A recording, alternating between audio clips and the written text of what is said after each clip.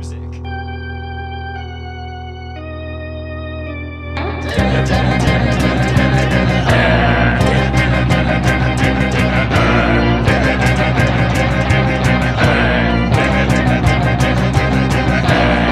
He's not a bat, he's a man who fights crime. And we're gonna watch him fight for a minute at a time. With John and Niall and a guest who doesn't rhyme. It's Bat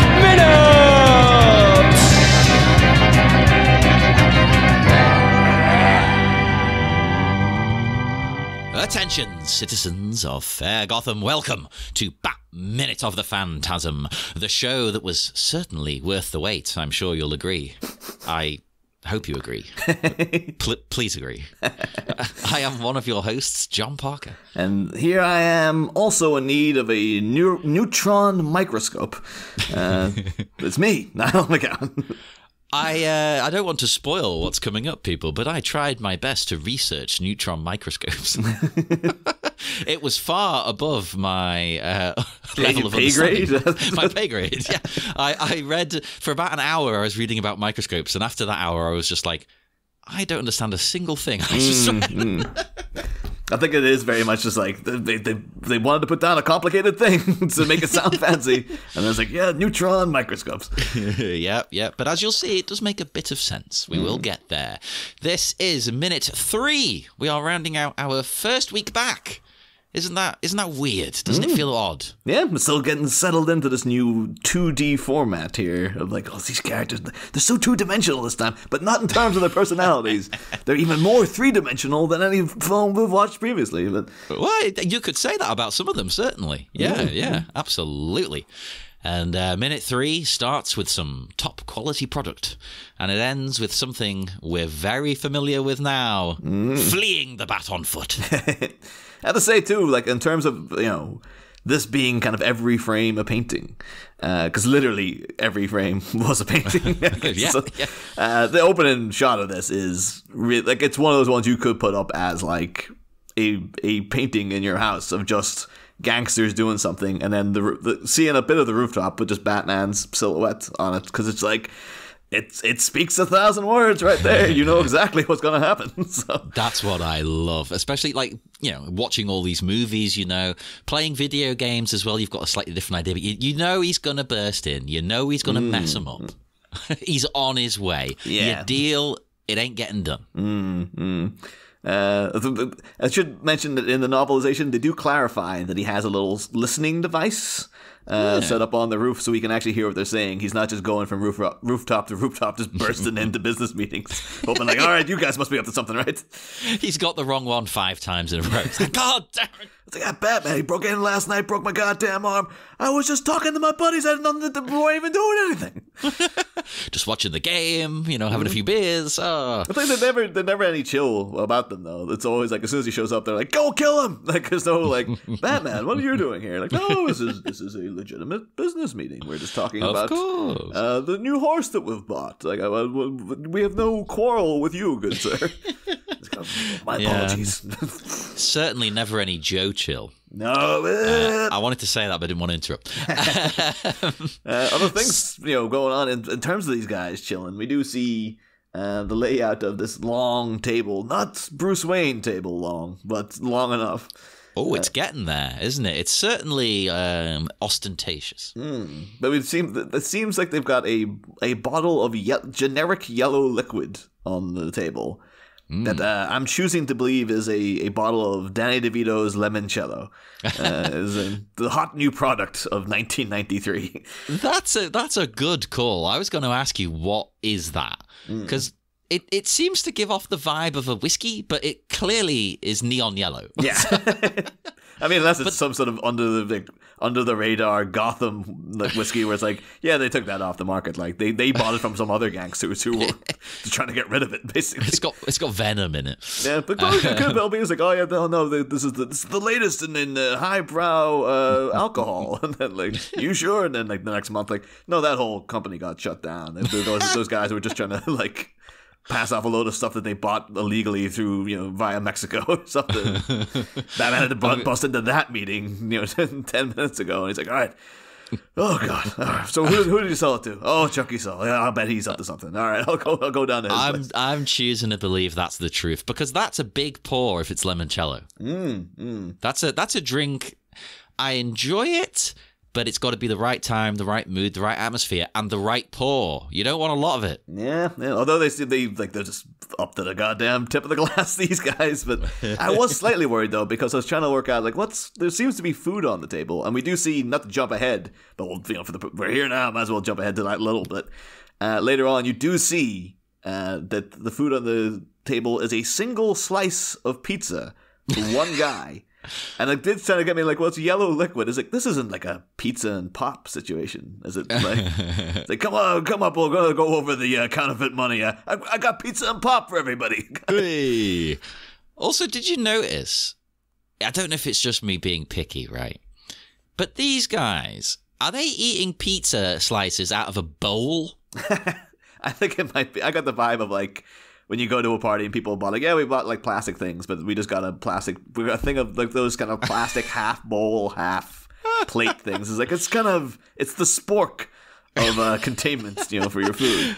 Okay, I can let that slide because I mean, not only is his food choice stereotypical as hell, being Italian gangster, but a bloody bowl, that's as bad as using a knife and fork on pizza. I thought it might have nothing to do with Chuckie Sol because there's only one slice of it. It could be somebody brought it up with them. So it's I didn't want to leave my pizza. I'm just when they're down on the casino floor, I'm going to go up. I don't think I can put this in. And then some guys handing them an ashtray.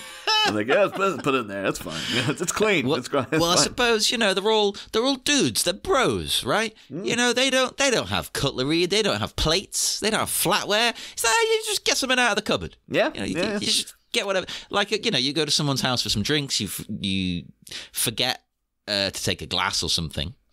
And you sort of root around in their cupboards and you're like, wow, this mug will do for my wine.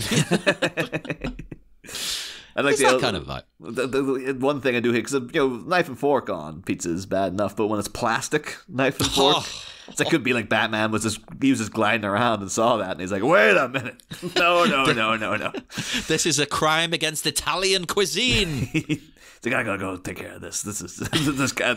If Alfred knew I let this go, he'd never forgive me. He'd just walk away from the whole enterprise. Oh yeah, Alfred would not stand for it. And he may be English, but he's proper. He does things the correct way. No, because Alfred would be the exact kind of guys you'd have to eat pizza with the correct pizza spoon. Yes, I'm sure there might be a pizza spoon. Who knows? So obviously that's what the royal family used to use for their pizzas, from the 1800s onwards. Was always and he learnt that from them when he went round and banged the Queen. Yeah. He says, "What is this, madame?" It's one's pizza spoon, Mr. Pennyworth. I can shave a thing or two with this pizza spoon. That's every time Bruce Wayne. That's why he never eats pizza. He's just oh, so let me tell. I was no, can't do the Michael Goff Alfred impression anymore. We gotta retire that. It's a new Alfred this time. No, I don't care. Until he's on screen, we're doing his version. No, okay. But so then Bruce Wayne tried to eat pizza, and Alfred says, "Oh, let me tell you about Alfred. If you tell me about what you did to Elizabeth Regina one more time, a goddamn pizza spoon." So I did something rhyming with Regina. I'm a bit blue this year. I'm a bit blue. They didn't call her that for nothing, sir.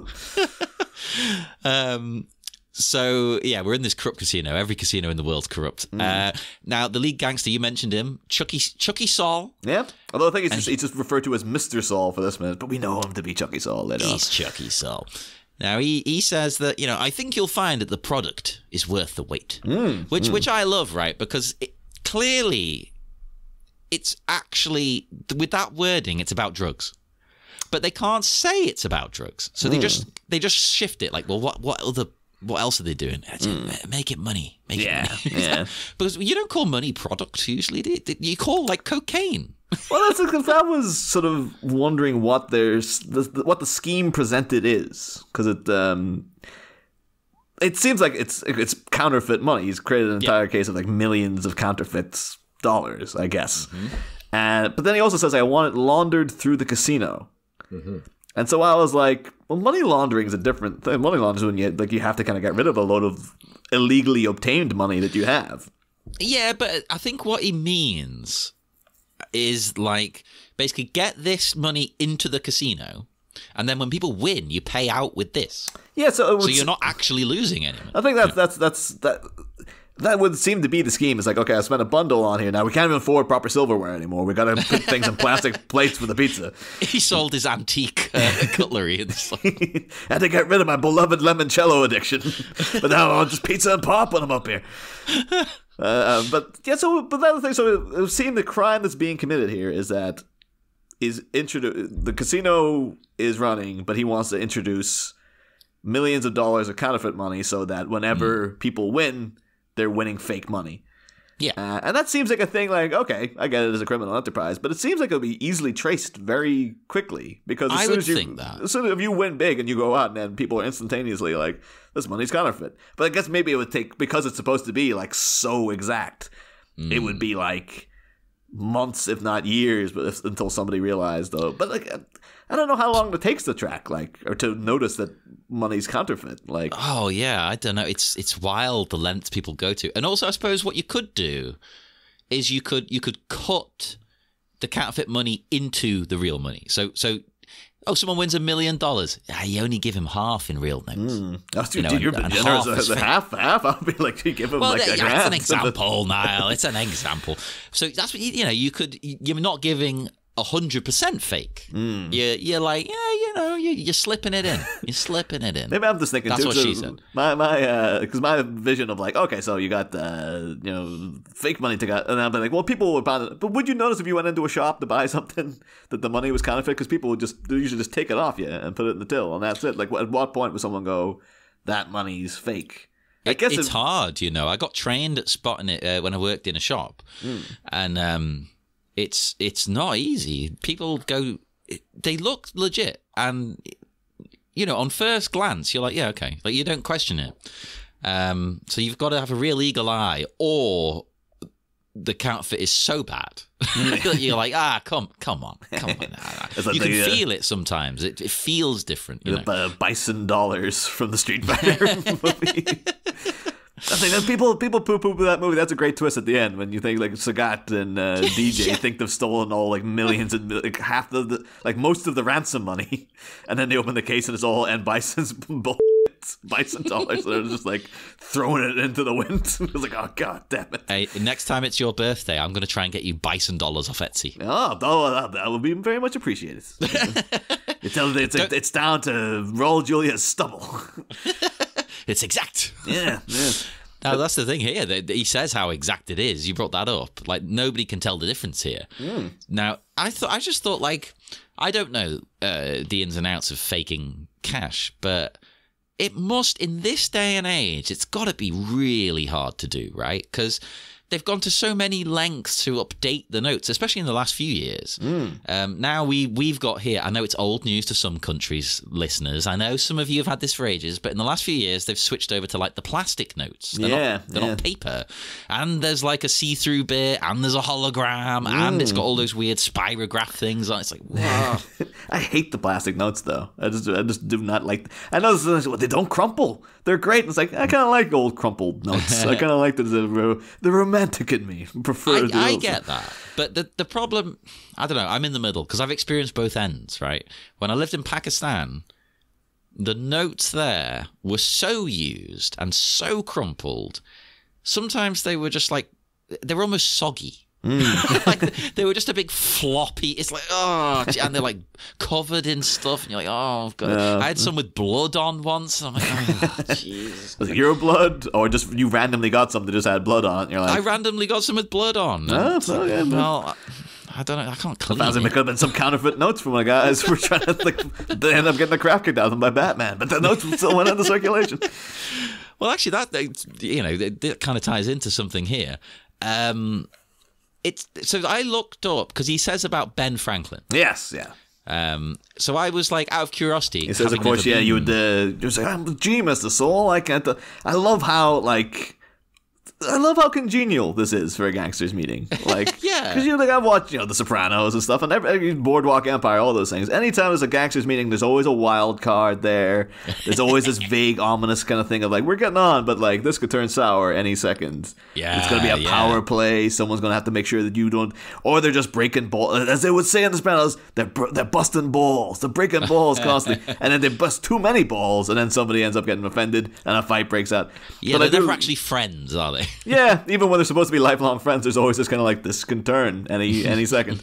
But this was just all like, oh, gee, Mr. Sol, I can't tell the difference. Like, well, you'd need one of those Jimmy Neutron microscopes there. Cost $15 down in Toys R Us with the Jimmy Neutron microscopes. Actually, that's a good point. Yeah, like going backwards before I move on with what I was going to say, you mentioned the Neutron microscope.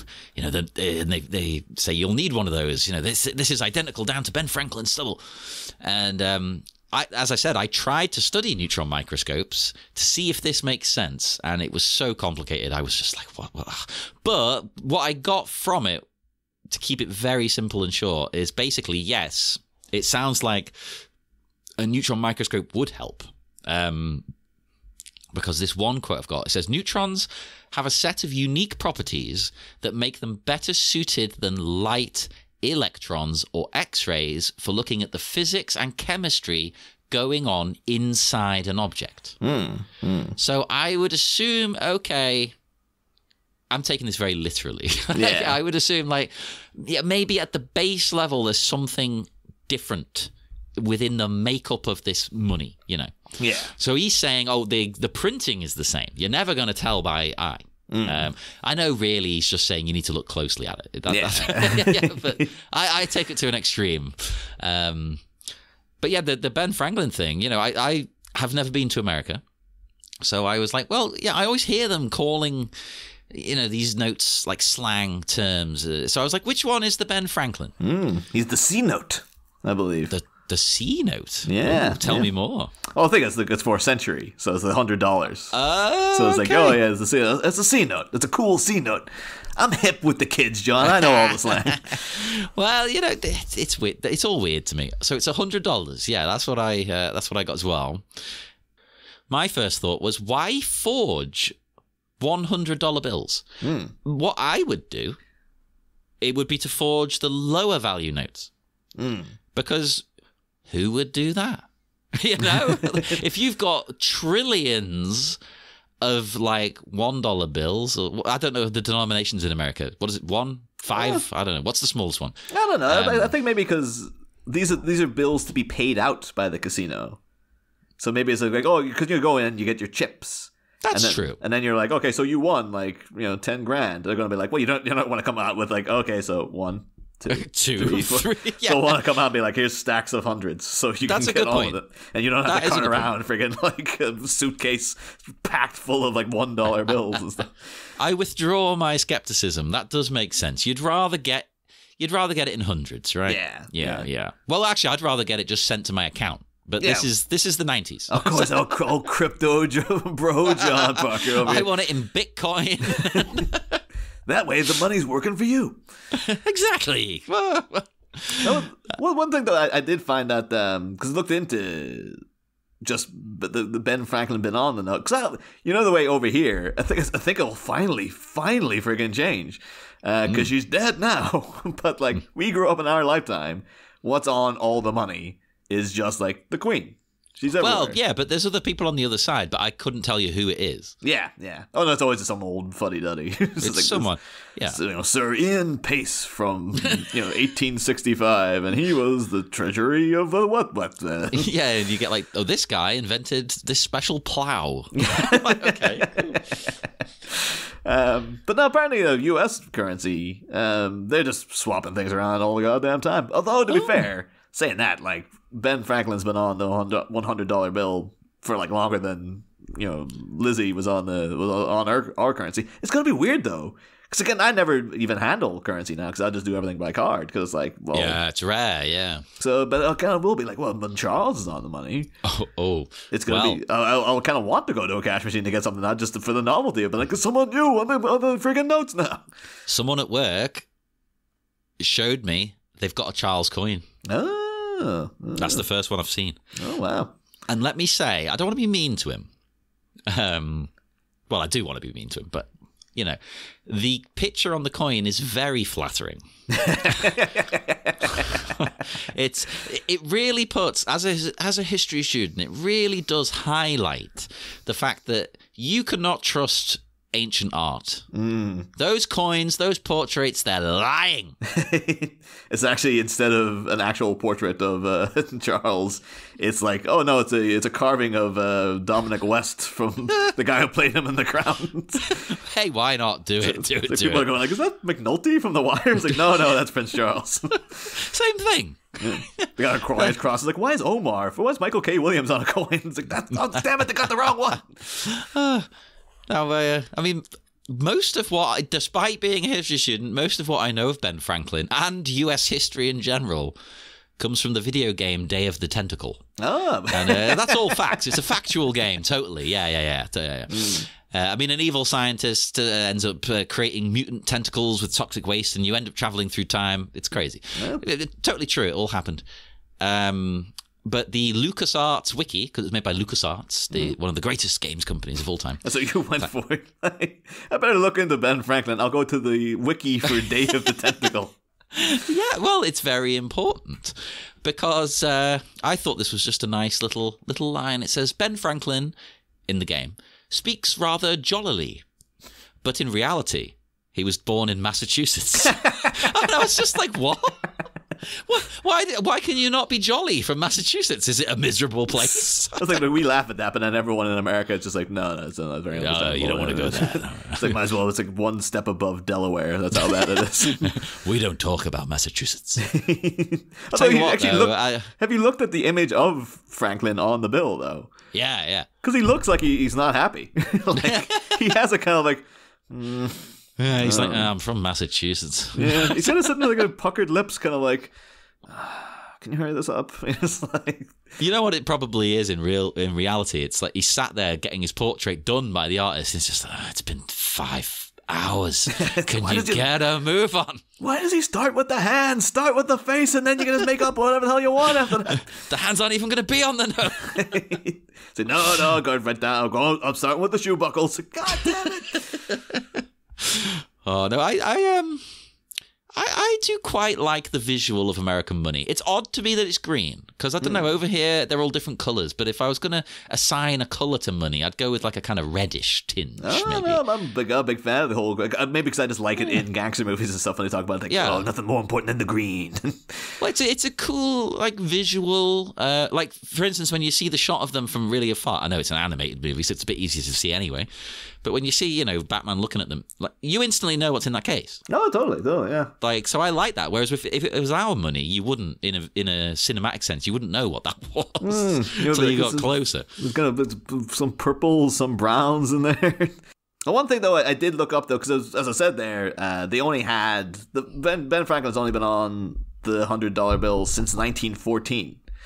Oh, I just assumed it was basically since he died. Okay. No. It's changed it like a lot of like I think it was instituted in like 1812 or something. And so I've got a list I'll just zip through the list of people who have been on the $100 bill because you won't have heard of most of them. Sorry, American listeners, we don't get taught your history. I apologize. Most American listeners don't know who they are either. General Winifred Scott was the first man to be on $100 bill. He was a general involved in the War of 1812, so henceforth that's why when $100 bills come about. I was going to say, like, if he helped liberate the country, then that's who you put on your note, right? Yeah. And he's actually apparently his nickname was Old Fuss and Feathers, which I love. I just love old timey like nicknames like that. That's wonderful. Old Fuss and Feathers over there. But Old Fuss and Feathers is just like, oh man. Because then after that, of course, George Washington, Abe Lincoln, then Thomas Hart Breton, also known as Old Bullion. Thomas Hart's Benton there. Then James Monroe, 5th president. He was then on the note. David Farragut, who was the first rear admiral of the U.S. Navy. Yeah. And then just before Ben Franklin was John J. Knox. So, Christ. Knox. You can't get rid of it. Knox just haunts. He just haunts us throughout all the seasons. So, apparently he was a fan. Hey, if I can get Knox on a note, I'm happy. Oh, then yeah, Robert Wool. Get rid of Franklin. Get Robert Wool on the C note today, people. Come on. But apparently John J. Knox was he was part of getting rid of the silver dollar coin.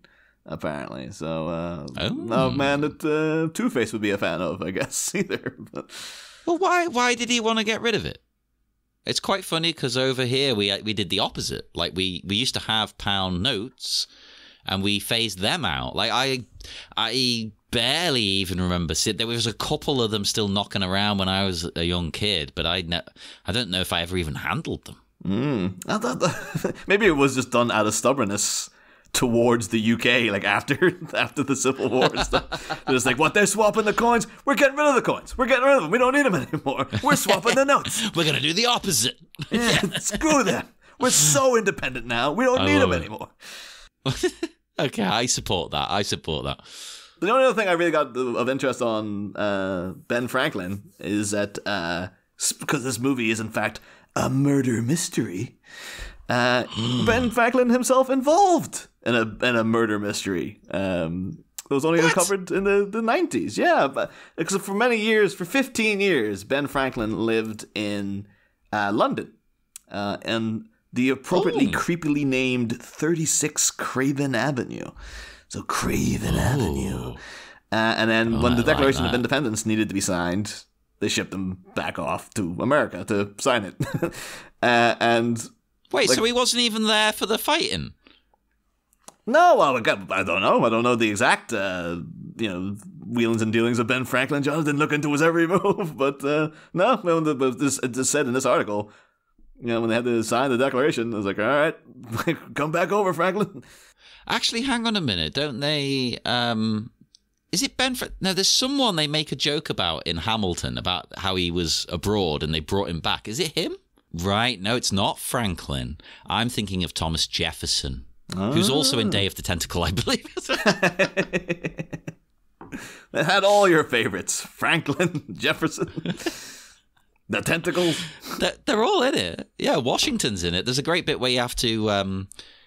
you've got to steal Washington's teeth because he had false teeth. Oh, so you can bite the tentacles or something? I can't remember why you need his teeth. It's very, very elaborate. Oh, I think a horse needs them or something. I can't remember what it is. It's something absurd. But if you actually look up George Washington's teeth, they're quite fascinating. I don't know how we've gone onto this because I didn't even research it. But... He had teeth made of human teeth, cow teeth, horse teeth, ivory from elephants, lead, copper, and silver. Was it each tooth a different thing? What the hell? No, I think he had different teeth he could... he had different ones he could wear, and, you'd wear them out back then. They weren't very, sturdy, so he got different ones.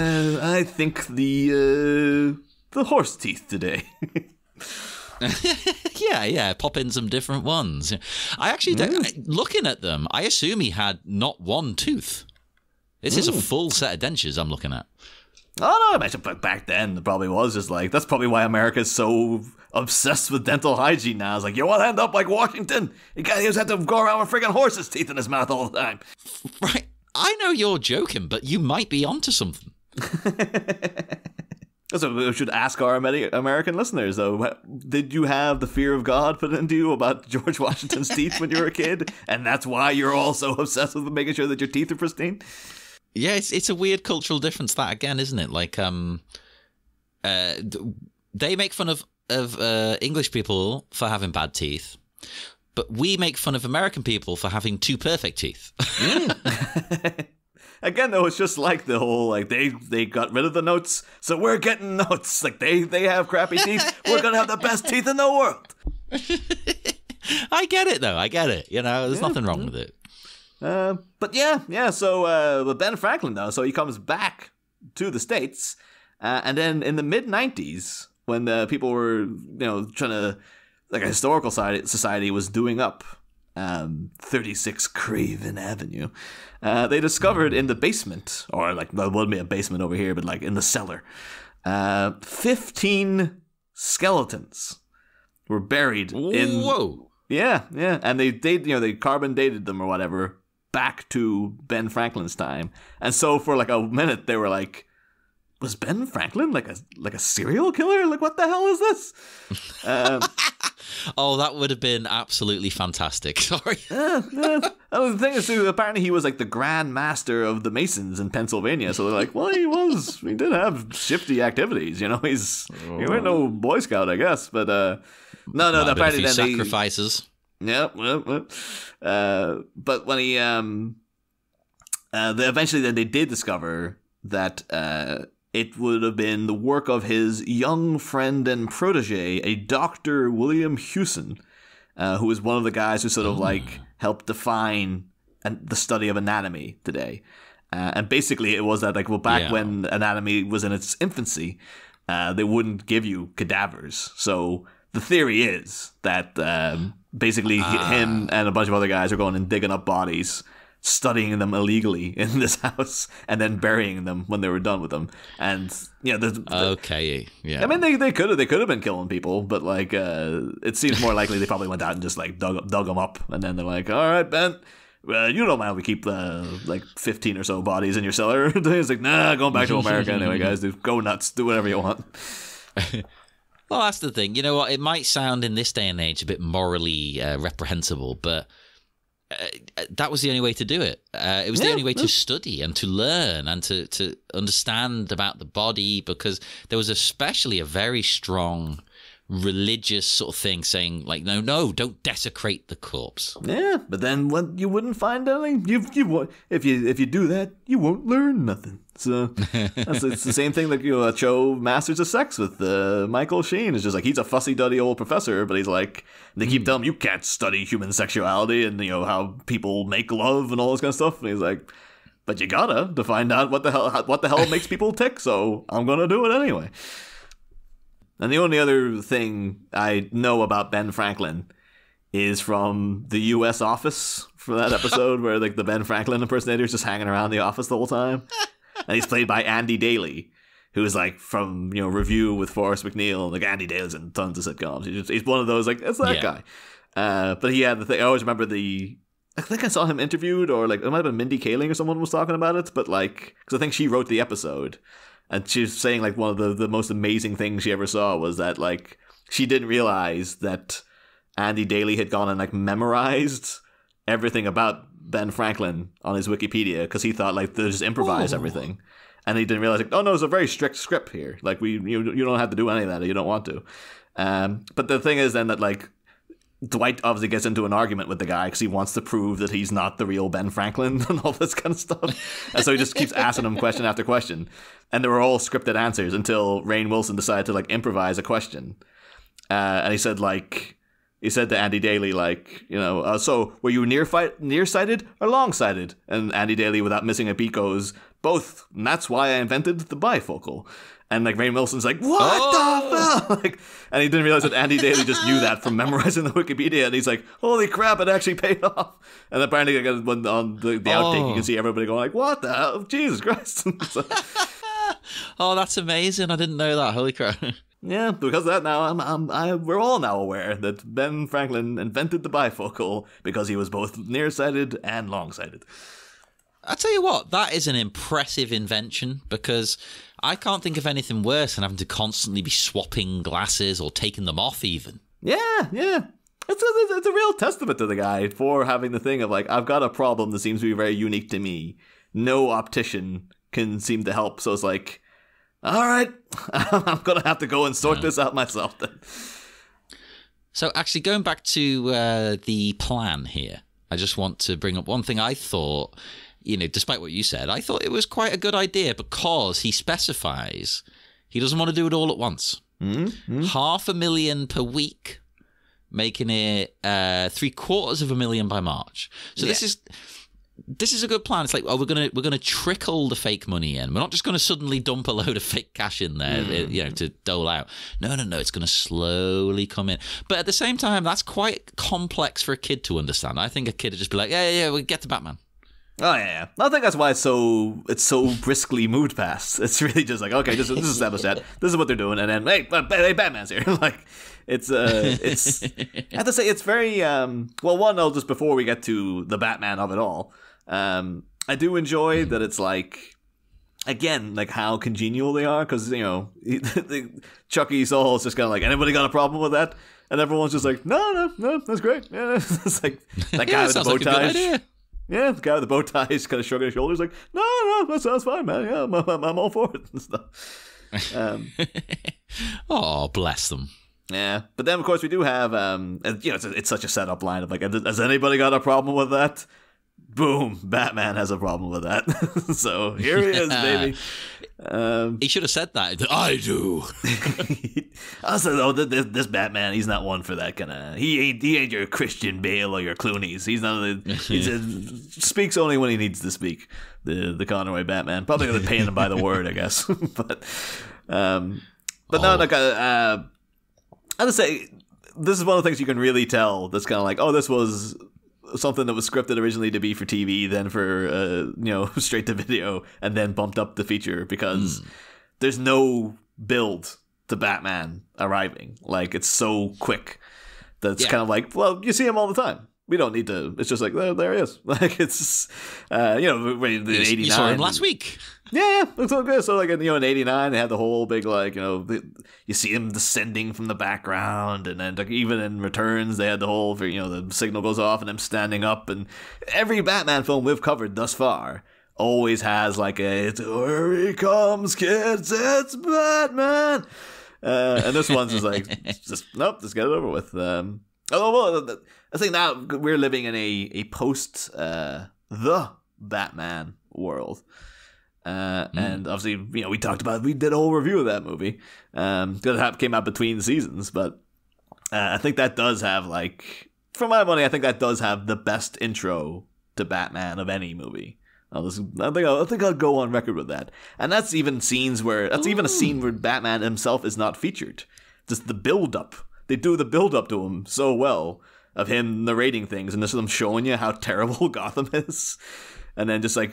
Yeah, just cutting to all those different scenes of people, like the thugs on the train, and the guy holding up the liquor store, and then the graffiti and stuff, and then just like the music building, and then it kind of just cuts to the one shot of him putting on the eye makeup, and you finally get the boom, boom, boom, boom, boom, and then it's just it's all the scenes, like the guy robbing the liquor store, going out and looking up and seeing the signal, and then.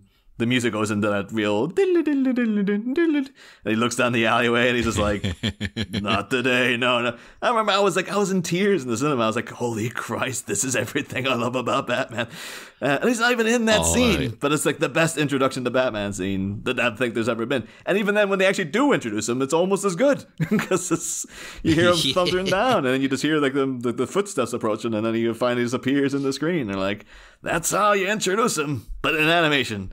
And particularly for a thing like, we deal with this guy all the time. So yeah. It's very much just like, we just need an excuse to get the character in the room. Come on, go. Yeah. He could have literally opened and him already be in the room. We wouldn't care. Like, it's just sort of like, you just gotta go. Like, go on now. He fights people, and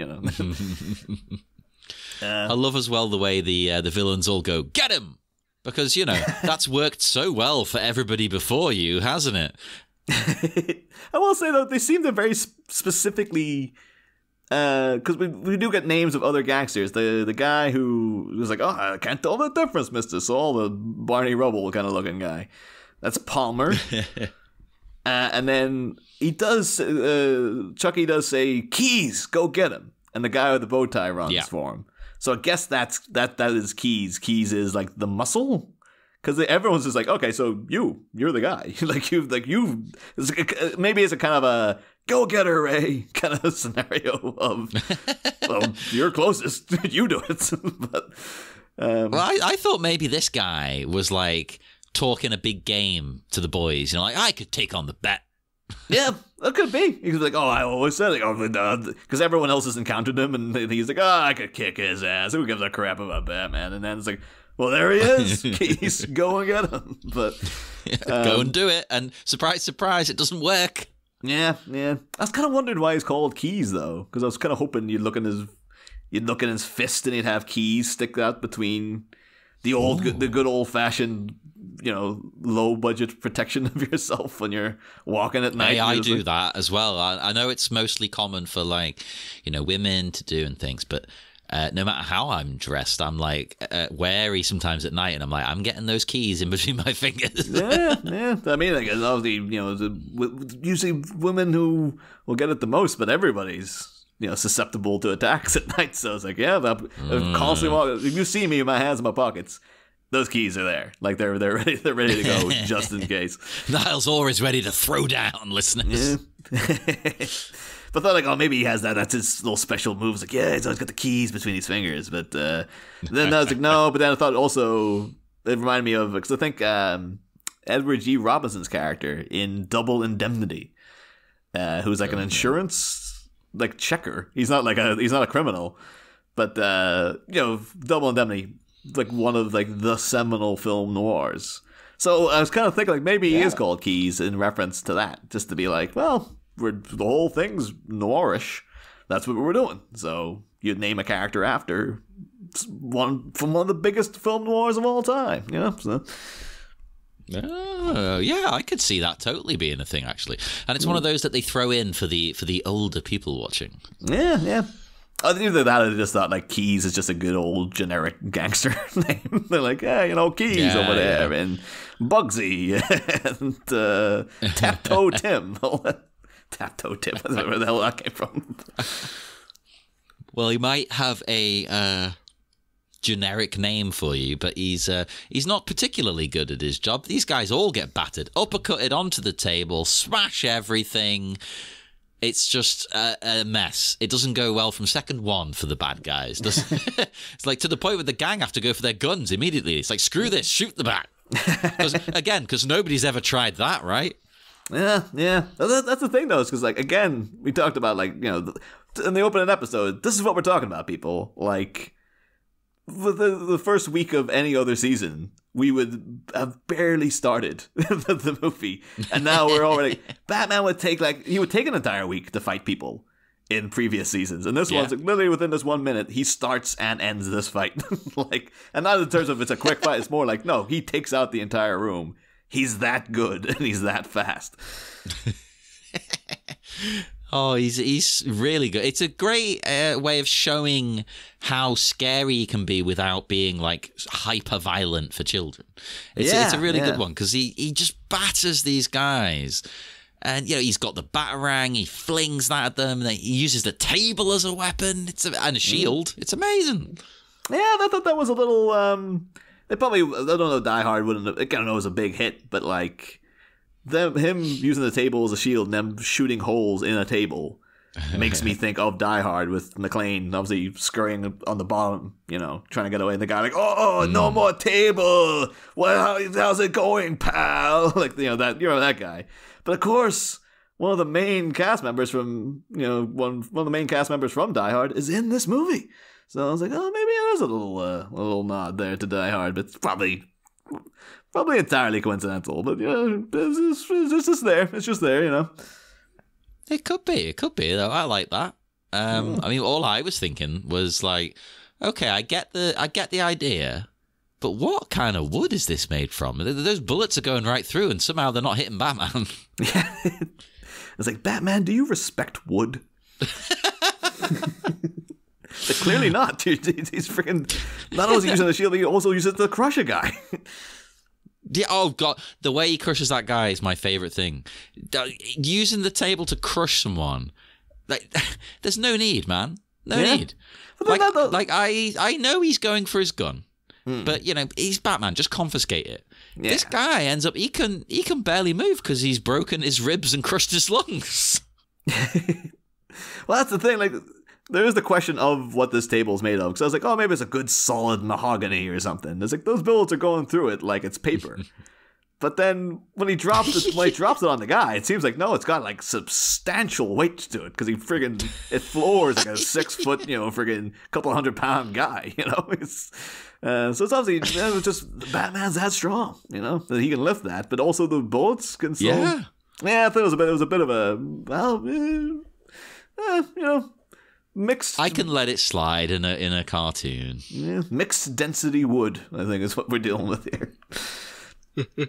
As maybe it's counterfeit wood that Chuckie Sol bought. He's just like, oh yeah, you need one of those Jimmy Neutron microscopes to tell the difference between this and actual wood. I was told it's the same as oak. It's right down to the grain on the oak stubble. It's funny as well the way, because basically when Batman beats that guy up, he then realizes, oh, Sol's gone with the fake money. So on his way to sort of pursue Sol, the way he sort of walks past the guy crushed under the table, and for no reason at all, then crushes him more. When you say like no reason at all, it's like the guy is trying to go for his gun, so I guess it's like extra security. But like at the same time, I agree. But at the same time, surely like doing that. It seems like that's gonna kill him. I think it's also too. It's like the guy, he wasn't getting that gun. Like he had been there for like another hour. Like Batman, you were in no danger from the guy. But he's like, well, I'm here, and I love too. They actually kind of do self-censor it because like you listen to the sound, it sounds more like someone trying to close like a rusty like car boot or something. It's just got this kind of weird squeaky hinge thing. Whereas the actual sound of him doing that would be more like the guy's nose crunching and going like, like he's literally like friggin', it would be snapping ribs with that. Just like, it's done so callously, and the way it passes one boot into it and the guy just stops moving. And you're like, later on when Gordon's like, the Batman does not kill. You're like, Jim, you weren't there, man. Like, are you sure? Like, he's pretty merciless, isn't he?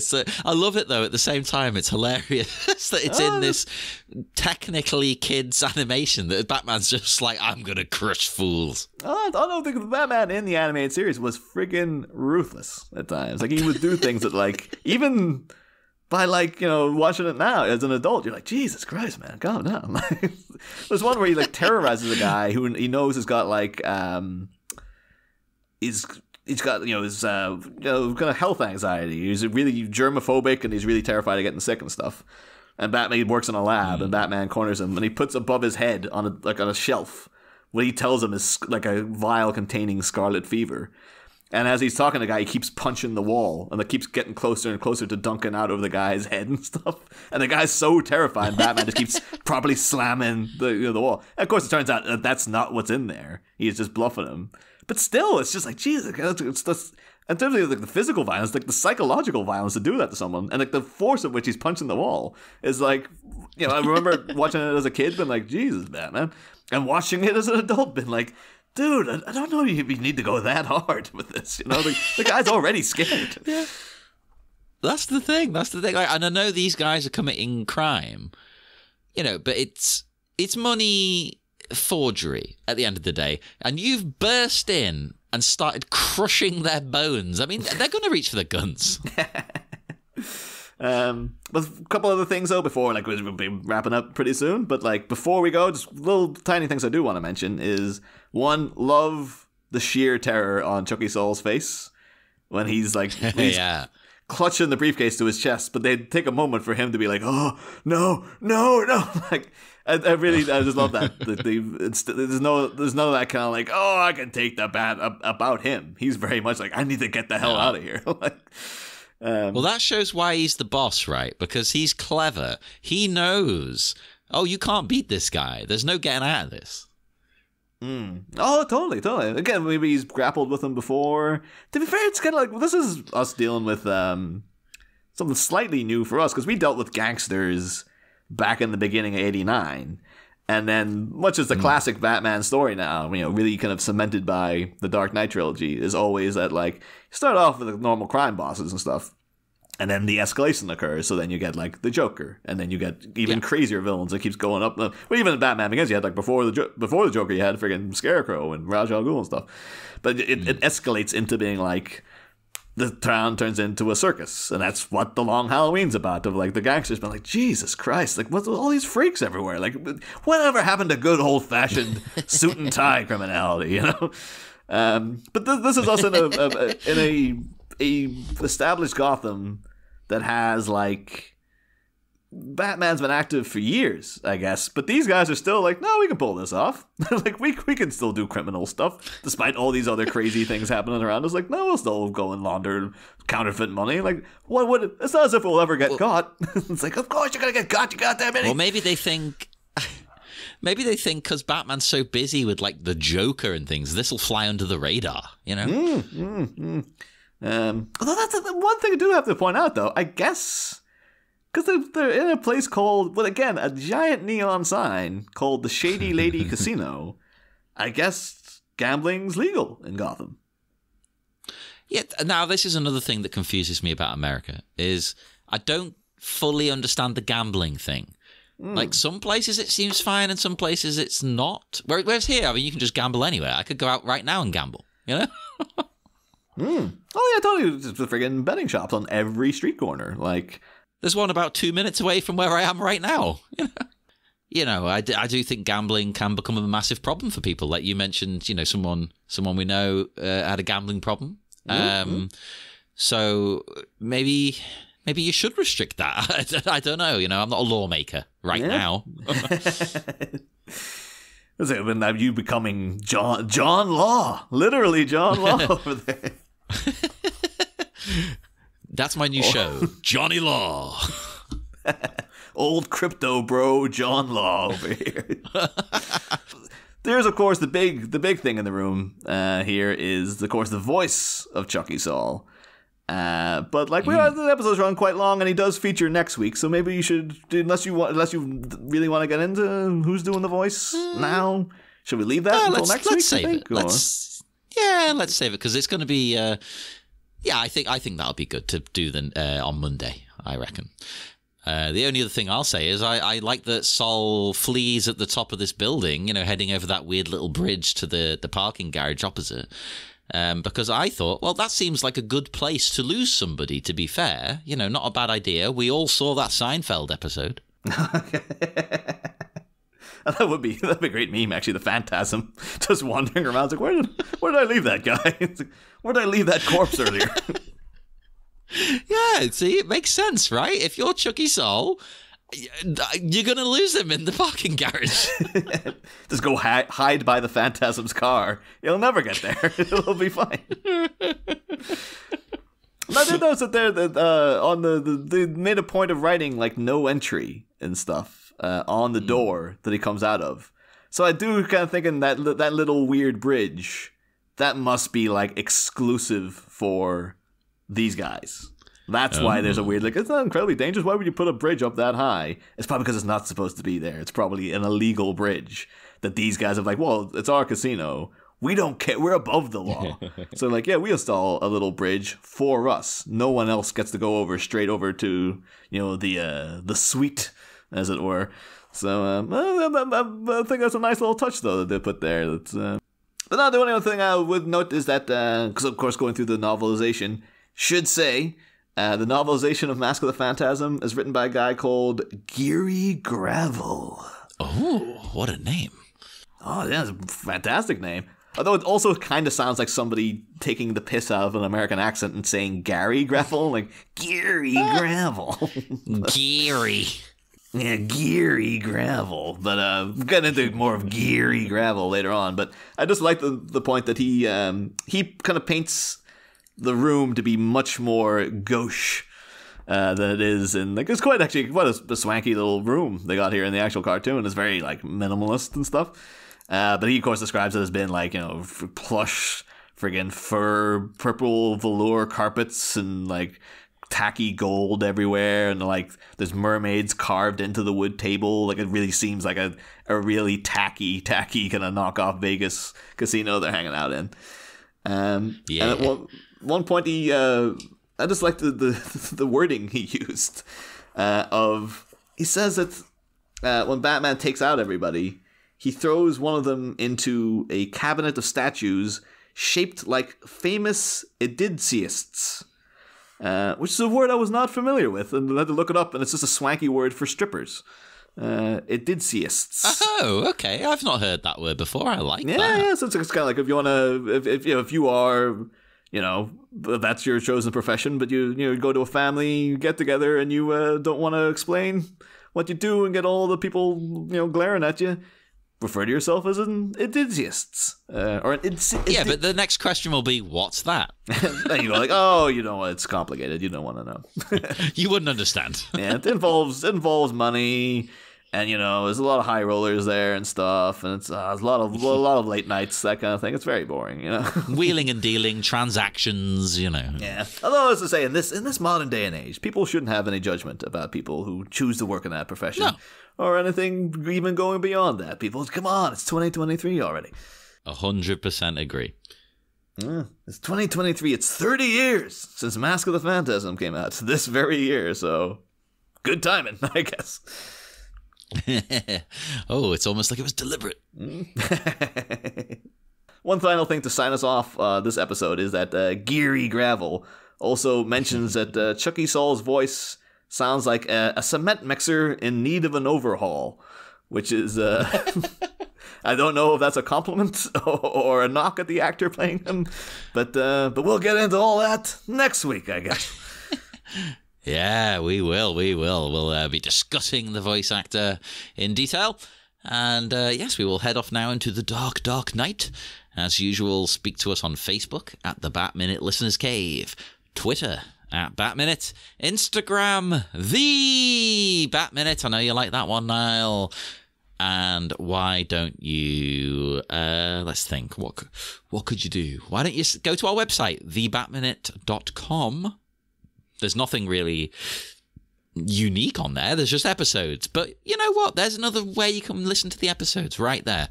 If you don't want to use a podcatcher or an iTunes or something, they're right there on the web for you to enjoy. And do join us again. We will be back on Monday with more Bat Minute of the Phantasm. And Minute 4 will be coming down your ears. See you then, Batmites. Next time, enter the Phantasm. A flabbergasted Goodfella flees from a shady lady's center, but stops short at the sight of an unexpected specter. As this apparition alludes to an angelic appointment, can a wise guy's windshield withstand a hatchet-handed anointment? We're through more than just the looking glass on Monday, Batmites. Same Bat Pod, different Bat Minute. Top, tiefin tabitane.